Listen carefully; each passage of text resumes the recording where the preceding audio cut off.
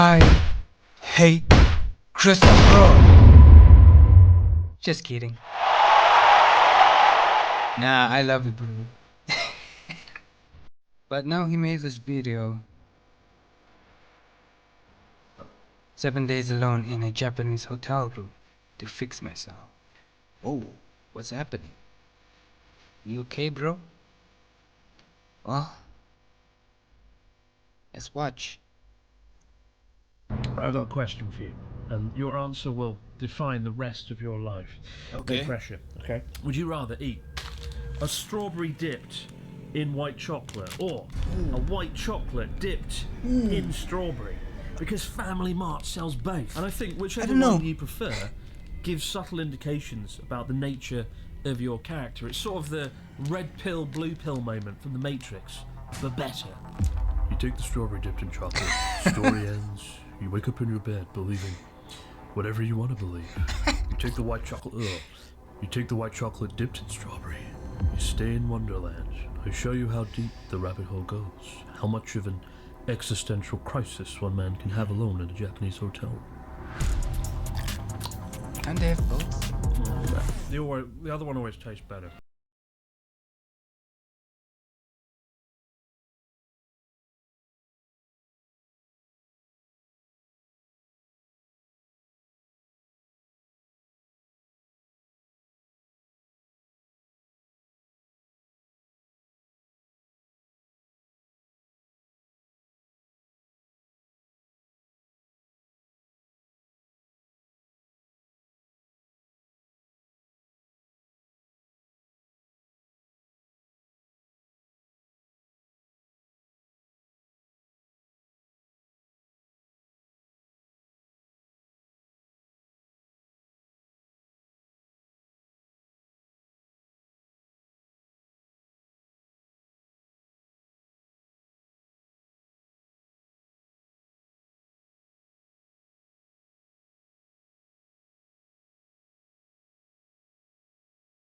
Ah, 11時。はい、わかりました。ありがとうございます。11 a.m. checkout. Yes, an extra hour of sleep. None of that 10 a.m. nonsense.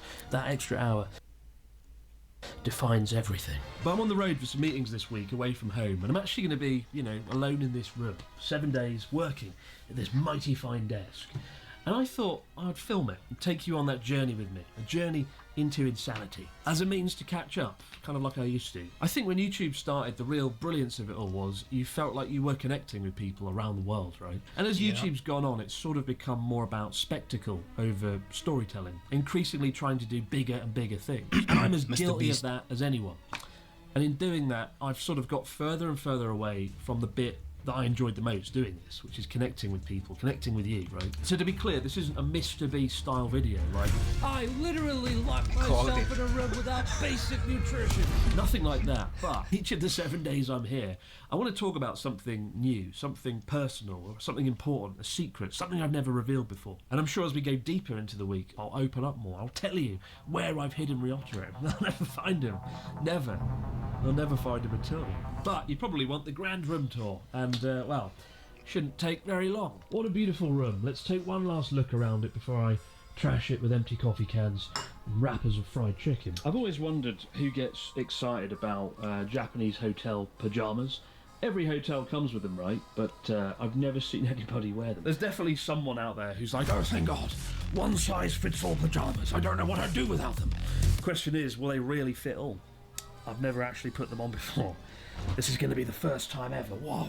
Let me show you the wardrobe. Oh, there isn't one. But there's coat hangers, so you can look at that and dream of what could have been. Nice stool, fridge. This is an exciting choice, to put the kettle on a balcony of disaster waiting to happen. But yeah, I have to say it's a really nice hotel room. You know, you can make tea, sleep in bed, and revel in self-doubt without needing to ever really get out of this area. It's a bit cramped. And of course, no Japanese hotel room is complete without the good old-fashioned modular bathroom, where everything is all in one convenient place. You've got your toilet, your washlet, 400 types of shampoo, and a nice, decent-sized bathtub that, while not very long, is very deep, so you can soak in there, and heck, even I can fit in this one. Very exciting indeed.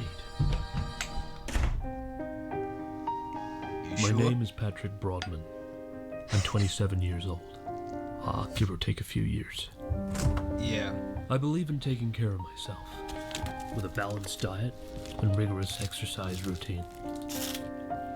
In the morning, if my face is a little puffy, I'll put on a face mask while doing my push-ups.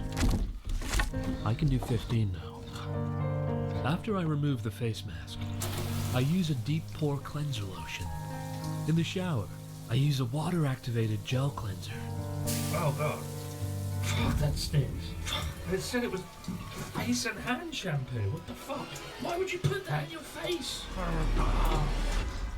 You want to know the secret to a happy relationship? Presents. Check this shit out. It's not quite a marshmallow. It's not quite a mascot. It's a marshcot. There's a warning here. It says, warning, you can actually eat this. Like literally, kono mascoto taberimasu.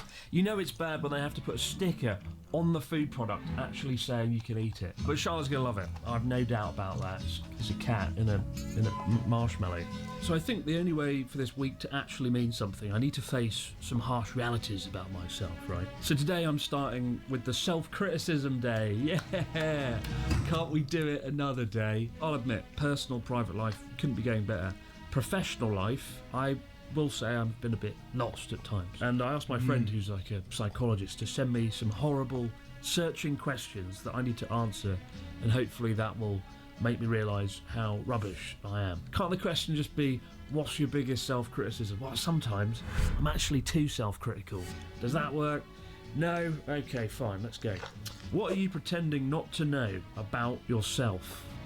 Oh, that's a good question. I think maybe achieving lots of things, I thought that would make me feel complete in a way that hasn't necessarily happened. I think if I went back in time to 22-year-old me doing this, right, and I went, well, one day you're going to have 1 million subscribers, and you're going to, that joke you made about meeting Ken Watanabe, you're going to do that, and you're going to go to Buckingham Palace, and the King and the Emperor are going to be there. I'd be like, whoa, fuck, this is incredible. And then what happens? And I'd be like, well, then you're going to sit in a room alone, and your career's going to go down the toilet. And I'd be like, oh, shit. I think when I started doing big, silly things, it made me stop focusing on that sort of creative spark that I had driving me, like every video. Like, I remember a few years ago I made a video, I made like a fucking flying car out of plastic and projectors.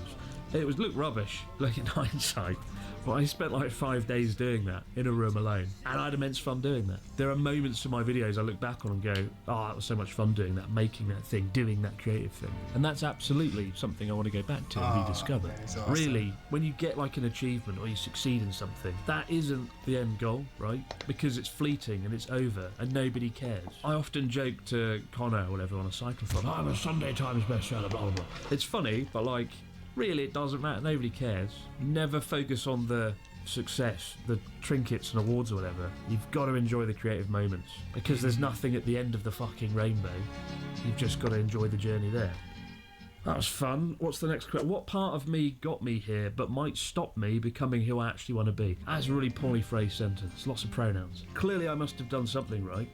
I think in the world of YouTube, I had a good eye for knowing what would do well, right? Title, topic, thumbnail, production value. But that formula has also been my downfall, because I've been so sort of scared to break away from it. Because instead of creative ideas, maybe I'm being driven by fear of getting like bad views or something, because ego got in the way. And I think at some point I stopped being abroad in Japan and started being abroad about Japan, focusing on like videos aimed at educating travellers rather than just being a guy here doing unhinged, silly things. It's taken a while, but I've realised that was a big mistake. And I'm sort of ready to have a proper reboot now. Do I actually believe I'm enough without achievement? Well, clearly not. I will admit I derive a lot of happiness from making content that makes people laugh or escape bad things or learn something. I enjoy doing that. But of course there has to be a degree of something. To film yourself in a room over and over again, there has to be something there. And I think growing up I always had big expectations of things I would do. Like, I always thought, oh, I'll do amazing cool shit. But I think I lacked the self-confidence to believe it was ever going to happen. So when it did start happening, there was a degree of, like, oh, this is weird, don't deserve this is odd. Well, this is fun. Stay tuned for day 3. Why I hate myself. I'm going to eat the mascot. Maybe that'll cheer me up. Oh, Japanese TV, the best. I'll admit, I do have a bit of a soft spot for Japanese television. It's like looking through a window into a utopian civilization. Everyone's really happy. Yeah. And nobody's ever critical about anything. I've been on Japanese TV like 3 or 4 times, right? And they always tell you what to say, what to do. And so it's all very choreographed. Nothing about it reflects reality. But it's comforting. Comforting as everybody seems so happy and fake. Why am I eating chocolate strawberries in bed? What's wrong with me? Oh, it's enough of that. Air conditioning unit. Don't know if you can hear it. Really loud. It sounds like a dragon being sick in a fucking cement mixer. And I discovered long ago how to deal with noisy hotel rooms. Put some earbuds in and be oblivious. Oh, is it a sponsor? Oh, I guess not. Would have been a perfect sponsor. I want you to promise me something. I want you to promise me that if you ever become a YouTuber, Instagrammer, TikToker, whatever, that you don't start making videos holding the microphone like this. Please, we're getting so lazy. But I just feel it's part of the slow degradation of video quality. Like when you're vlogging or doing a video, you want to break down barriers. You want to remind people that they're with you. And having a fucking microphone and shot like this kind of gets rid of that. Heck, the only reason this tiny coffee can is here is to hide the shotgun microphone, right? Which you can see protruding up here. I don't want to remind you that it's a video. I want to make it feel like you're here with me, right? In the same way, I always try and hide the camera in the shot because I don't want you seeing that. I'll put that there. There we go. And I'm editing a video right now. I'm looking at Natsuki and all I see is a big silly microphone. But today I thought I'd talk about something a bit more practical, namely YouTube and filmmaking. And that's a bit more fun than me just sitting in a corner berating myself, which we'll save that for day 4. So what advice do I have to people making videos? What have I learned? What mistakes have I made? Well, I think there's a real psychology to making videos and where you place the camera. For example, at the start of this video, I was holding the camera as I came in through the door. Alternatively, though, I could have set the camera up here, hit record, gone outside with my luggage, and then come back in, right? And maybe that would have looked better from a production standpoint, but psychologically, as a viewer, you'd feel a bit disjointed from it all, perhaps. Like, oh, he's not actually with me, he's just stuck me in a room. Rather than list off loads of advice there, if I give you one crucial point, my favourite comments I get on YouTube videos are actually the ones where people say, wow, that didn't feel like 30 minutes, that didn't feel like 40 minutes. And I would say the most crucial factor for long-term success doing this is to make sure each and every video has a sense of momentum to it, right? I don't mean fast pacing or slow pacing, I mean it feels like it's building towards something, or people are so wrapped up in learning something or being entertained that never at one moment do they look up and stop to think what's going on. They're too busy wrapped up in your video. When I did the Nakasendo video with Natsuki, we hiked for 4 or 5 days, right, through the forests of central Japan. I had 5 hours of footage to go through, right, and I ended up chopping it down to about 30 minutes. And I had a difficult task of showing the scale of the journey and the sheer distance we went, but also making sure it didn't feel boring, that viewers felt like they were there for every step of the journey. But the secret is chop away, keep hacking away at your video in the edit to make sure all the best of the best is there, right? And you can do this by maybe scripting your video, that's the easiest way. You can be more conscious in the filming, but certainly the edit, that is where it will make the most difference. But I'm happiest when I see the comments that say, wow, that's a quick 30 minutes, because I know people were wrapped up in the video minute by minute and not looking at their watch. So that is the best advice I would give you. I also like the comments where they're like, wow, you look fit now. Haven't had those in a while.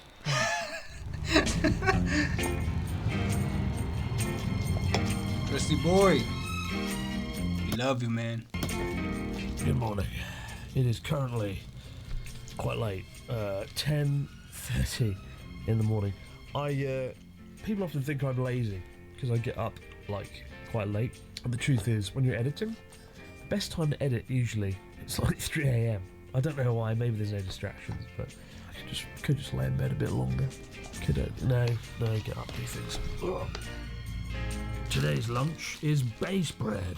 It looks like bread. It's cold bread. But my God, does it not taste like bread? It's like protein-enhanced bread, so it's like thick. Like you could use this to build the Berlin Wall.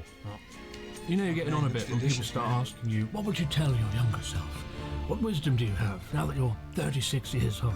Well, gather around, dear viewer, and let me share with you the miracle of the horse and carriage. I don't think 36 is that old, right? I don't think I have that much wisdom, if any. I'll admit, I've got to do a lot of cool stuff in the last few years. I sort of see myself as a vessel for mopping up experiences.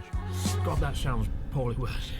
But I mean, like, meeting people, going places, experiencing things, right? But often when I'm there in these places, I often feel quite detached from myself. Like, at the end of each cyclothon, do like 2 weeks on the road cycling, we end up on like a stage in front of a crowd of people, right? And Connor and Peter talking. And I'm just sort of standing there like a fucking lemon, like not really there, sort of spectating it. Well, 2 years ago, right? Buckingham Palace. Of course I'm going to bring it up again. It was the Japan-UK banquet, right? And I stood there shaking hands with King Charles and he's talking to me. And I'm just like, oh, this is fun. Wow, it's like a video game. I feel like I'm a spectator on autopilot sometimes, just going through the motions. And I try to observe as much as I can to find the answers to questions. Questions like, what the fuck is this? And what's going on? What would I tell my 21-year-old self? Well, number one, don't get base bread, because 13 grams of protein's great, but not in bread form. I do remember being 21 years old very clearly, like almost scarily so. And I remember the fear of not quite knowing what was to come next, right? Like most young people. Because from like 0 to 21 years old, or 18 years old, you don't really have to think much for yourself. You are on a treadmill, going through the motions. Yeah, shut up true. and do your homework. Teachers tell you what to do, your parents tell you what to do. There's no like real independent thought required. And then one day it's all over, and you're off the treadmill, and you've got to work things out for yourself, and it's as liberating as it is scary. And rather than me list off stuff that I would tell my 21-year-old self, I think there's only one bit of advice I would give. One thing that ensures no matter how you did at school, no matter what your grades are, you would always land on your feet and have some degree of success. You just need like a personality trait. And admittedly, I don't think it's a trait that I have, and the secret to success is initiative or proactivity, whatever you want to call it. Boring! Oh, I know, right? It sounds boring and shit. But let me give you some examples. A few years ago, a friend of mine who had a shop found this incredible space on the street that would have taken his business to the next level. Ultimate footfall, everybody walking past it. It was perfect. And unsurprisingly, competition for this shop was really fierce. Like, he had really big companies and chains that he was up against to try and get it. Companies that could outbid him by an order of magnitude. But he found that the owner of this shop and the land around it was a woman in her 70s, and she was in the process of handing the land over to her daughter, who would then lease it out to the shop. And for her, this land and the shop had a sort of sentimental value to her, right? So while these big companies were trying to woo her and her daughter, throwing big numbers around, like rats in a barrel, my friend sat down and wrote a handwritten letter. Like a handwritten letter in the 21st century. Who does that? Well, it was a brilliant idea. And in the letter, he gave this owner assurances that he understood the importance of this place, the sentimental value it had to her. It came from a good, honest place. And, you know, she read the letter, was genuinely moved, and let him have the lease on the shop and take over. Most people would just be like, double the amount. But that resourcefulness, that initiative, did far more than money ever could. And since then, years later, his business has only gone from strength to strength. It really did help having that shop. Second example, if you've ever watched Journey Across Japan or the Cyclothon, you'll notice the reason both things have been pretty successful is they're both run by the same person, namely Ian, the producer. Without him, Journey Across Japan would have ended in a ditch, and the Cyclothon would have ended in a prison. When Connor turned to Ian for the last Cyclothon and went, I want to go biking in West Japan. Within 24 hours, Ian had drawn up like 10 different routes and 15 different options, well ahead of schedule, weeks before he needed to do it. In the evening, while we're all resting, he's out there checking the bikes, even though he doesn't have to. He's out there making sure that they're not going to fall apart. He's thinking a few steps ahead. And at no point have Connor and I ever turned to him and gone, stop everything, Ian. What did you get at A-level? What did you get in your exams? It's the most important thing of all. Although if you want to know, Ian did get a C in his geography. He was happy with me telling you that, although he did say it was his teacher's fault. But Ian is utterly indispensable. Doing a Journey Across Japan or a Cyclothon without him would not happen. I just wouldn't even bother. You don't need to be a straight A student. You just need to show the people around you that you genuinely care. And people remember that more than anything. In all the companies I've done stuff with, there's always that one person everyone's like, oh, thank God we've got them. And if you become that person, truly indispensable, I think a lot of opportunities will come your way, regardless of the field you're working in. And that is what I would tell my 21-year-old self. That and write some fucking handwritten letters. Damn, that's good advice, bro. Today, fitness, self-improvement. We kick things off by seeing just how many press-ups I can actually do. This is proper masculinity.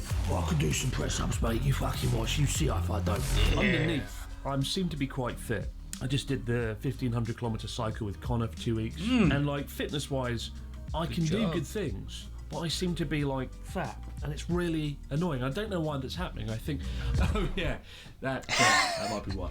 Yeah. But anyway, I'm working on it. All right, here we go. Yeah, let's do it, bro. I can't actually stretch my legs out because the suitcase is there. God forbid if there's a fire. There's no way I'm getting out of this room. The door is completely blocked. All right, here we go. And I believe in you. 2, 3, 13, 14, 23, 24, Come on. 25, 35, Yeah. 35, 36, That's it, boy. 37. Fuck. Oh, yeah, mate, I could do 37 push-ups. Hey, not bad, man. Yeah, you see if I don't. Sound like Butcher out of the boys. What's really interesting, 2022, I had a bad health report, right? And that kicked off this journey of getting fit. I did like the Spartan race, the chest boxing, the first cyclothon. And even though I've not gone that hard in all the years since then, a lot of that fitness and stamina and stuff and muscle memory has absolutely like been retained over the last 3 or 4 years. It seems to be really hard to get rid of it. Like Cyclothon 1, really quite difficult. I nearly gave up. By Cyclothon 3, even though I'd done no exercise for a year, my muscles sort of adapted and seemed to be able to do it. And the last few cyclothons, the physicality aspect of it hasn't been too difficult. I always vowed when I turned 35 that I would take my health a lot more seriously, and it's been going well with some caveats alone in the room, but like generally I am actually probably the fittest now that I've been in 2 or 3 years, and I hope it's only going to get better from there. And the camera's syncing. It's like God himself. It's like God sending me a message. What is this? This tripod. There you go, it's a message from the gods. I don't know if that was tacit agreement or being mocked by the gods, but anyway. But yeah, don't fuck around with your fitness. I might look a bit ragged, but I'm actually seem to be weirdly fit underneath, and I want to keep that going this year. Top priority, getting fit and not eating this shit ever again. No more chocolate strawberries. It's over. From now onwards, never again. Well, maybe that one last packet. I will say getting into these bathtubs sometimes is tantamount to a fucking magic trick. It is, genuinely, when I joked at the start of the video about fitting in it, it was real. I actually nearly didn't get in this. Of course, the alternative is having no bathtub at all, and I think if this was a Western hotel, it would just be a shower cubicle here, right? And one benefit of it being deep is you use less water, and the water stays hot longer, so it's good when it comes to water usage and your water bill. Not so good if you want to relax in it for hours on end. I'm going to spend the last few hours of the day relaxing in this bathtub and getting stuck, no doubt. Damn, his editing skills is amazing, man. I gotta say it, man. You know, I haven't gone quite as mad as I thought I would alone in this hotel room this week. But it's time for some more heavy-hitting topics. And today, I thought I'd talk about failure. Everybody loves talking about failure. Let's do it. Sure Let's do. have fun. Grapes today.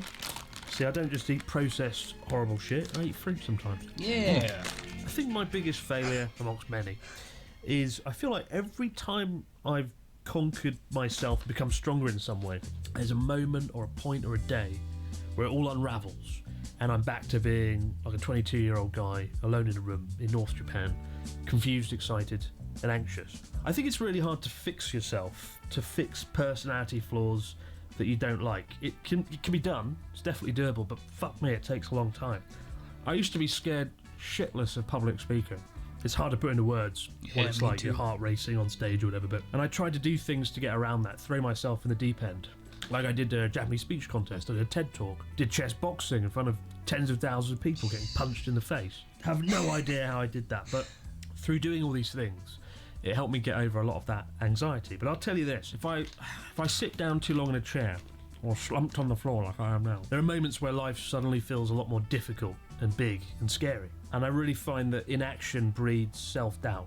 Like by just sitting around doing nothing, anxiety, whatever comes back to the fold. For much of my life, I did wonder why I was like that. And then it turned out the answer was sort of staring me in the face. I mean, quite literally in the face, because I'm asthmatic, right? And what this means is you wake up in the middle of the night feeling like you're being smothered by a ghost over and over again for 36 years. It's unsettling. It's scary when you're outside and you suddenly can't breathe for whatever reason. But I think doing that put my brain on edge and made me a lot more anxious and alert, and that's led me to feeling restless and on edge for much of my life, perhaps. I will say that the greatest things you can do, though, are when you confront your fear, your anxiety, the thing that scares you the most. It could be anything, right? First few years I was here, I felt like I was doing that all the time, always pushing myself, and it felt incredible. And I think in recent years I've got a bit complacent. I don't think enough about all the cool stuff I did and the lessons I learned, and I've unravelled some of that a bit. I used to think adults were like magic, they had magic powers or something. And you get older and you realise they're not. Fucking nobody knows what's going on. Some people project confidence better than others. Some people act it better than others. You know, everybody has something that they're fighting. Most don't even talk about it. And it's up to you to try and notice that in other people, right? That isn't a coded message about me. I'm just saying, really, everybody seems to be battling something, and most people never talk about it or reveal what it is. It's up to you to sort of read the room and know that, and kind of gauge what's going on. And I think that's probably the most important thing I've said in this video. It's amazing how much knowledge comes out under the influence of grapes. Not even wine, just grapes.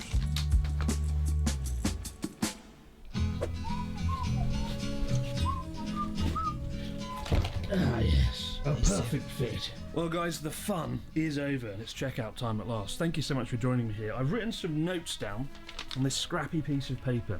Some notes, things I learned about myself and things I'm going to implement. Number 1.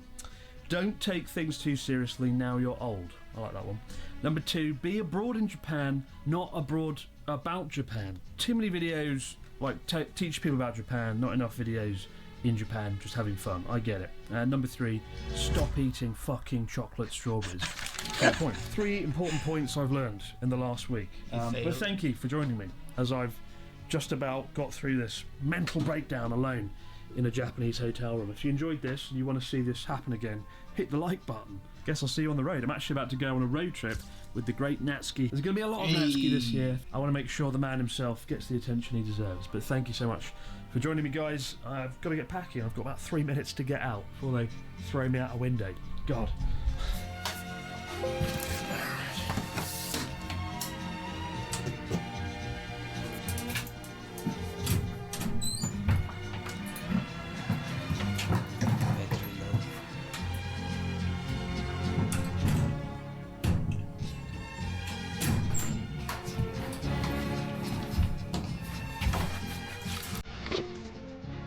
Yeah, you almost forgot about us, man. I forgot this. Yeah.